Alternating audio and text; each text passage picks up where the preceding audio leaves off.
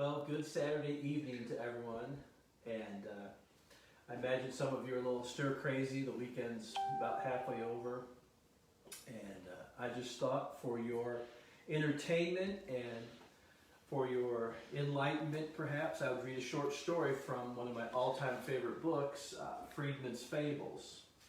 So Edward Freidman was a Jewish rabbi, and he wrote a lot about church and synagogue and a lot of technical stuff on ministry and leadership. That was his big thing, leadership and family systems. But he also wrote this book of fiction called Freidman's Fable. And I'm going to read you one of my all-time absolute favorite fables, and it's titled The Bridge.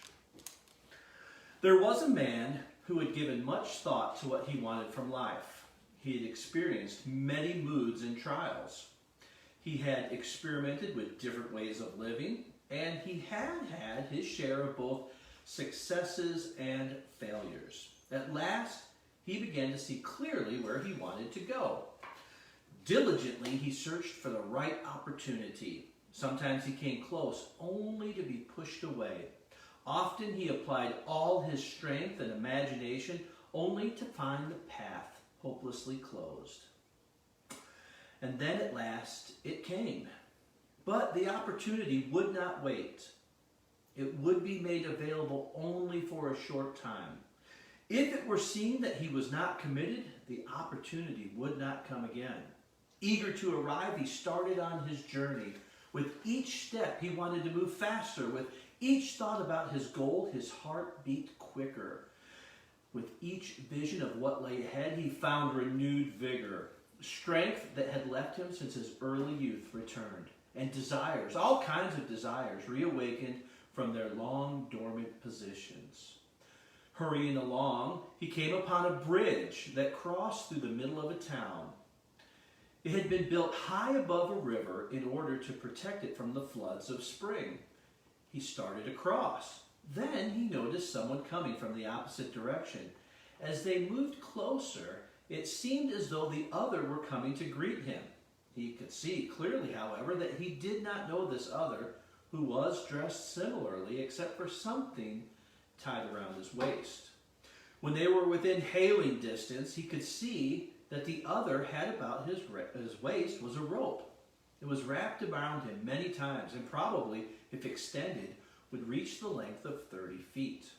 The other began to uncurl the rope, and just as they were coming close, the stranger said, "Pardon me, would you be so kind as to hold the other end for a moment?" Surprised by this politely phrased but curious request, he agreed without a thought and reached out and took it. "Thank you," said the other, who then added, "2 hands now, and remember, hold tight," whereupon the other jumped off the bridge.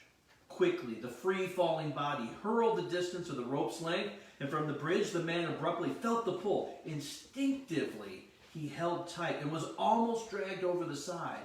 He managed to brace himself against the edge, however, and after having caught his breath, looked down at the other dangling close to oblivion. "What are you trying to do?" he yelled. "Just hold tight," said the other. This is ridiculous, the man thought, and began trying to haul the other in.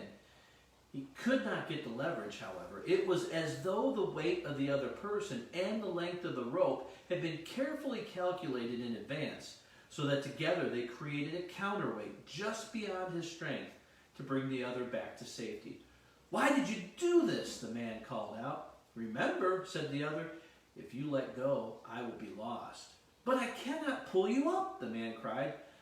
"I'm your responsibility," said the other. "Well, I did not ask for it," the man said. "If you let go, I am lost," repeated the other. He began to look for help, but there was no one. How long would he have to wait? Why did this happen to befall him now, just as he was on the verge of true success? He examined the side, searching for a place to tie the rope. Some protrusion, perhaps, or maybe a hole in the boards. But the railing was unusually uniform in shape. There were no spaces between the boards. There was no way to get rid of this newfound burden, even temporarily. "What do you want?" he asked the other, hanging below. "Just your help," the other answered. How can I help you? I cannot pull you in, and there's no place to tie the rope, so I can go and find someone to help me help you.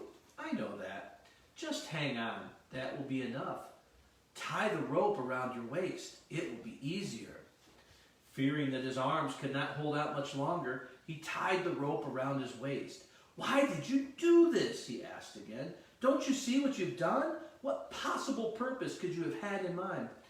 Just remember, said the other, my life is in your hands. What should you do? If I let go all my life, I'll know that I let this other die. If I stay, I risk losing my momentum towards my own long sought after salvation. Either way, this will haunt me forever. With ironic humor, he thought to die himself, instantly to jump off the bridge while still holding on. Ha! That'll teach this fool. But he wanted to live, and to live fully. What a choice I have to make. How shall I ever decide?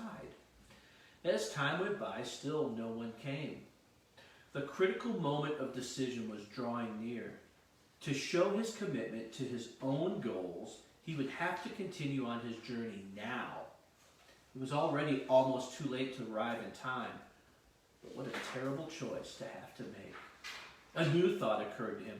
While he could not pull this other up solely by his own effort, if the other would shorten the rope from his end by curling it around his waist again and again, together they could do it. Actually, the other could do it by himself, so long as he, standing on the bridge, kept it still and steady.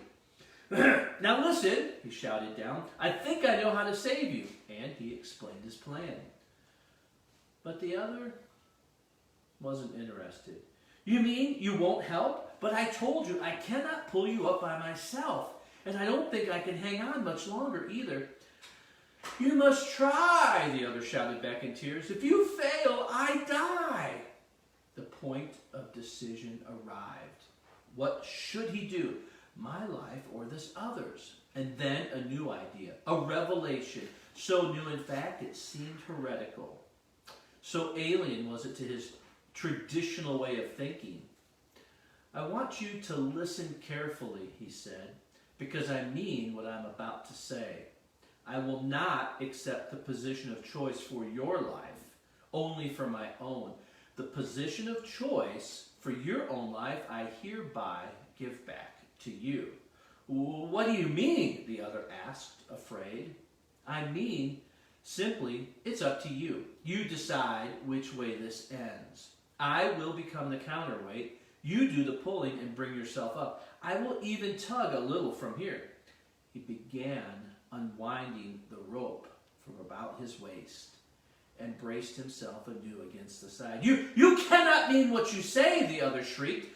You would be so selfish. I'm your responsibility. What could be so important that you would let someone die? Don't do this to me. He waited a moment. There was no change in the tension of the rope. I accept your choice, he said at last, and freed his hands. The end.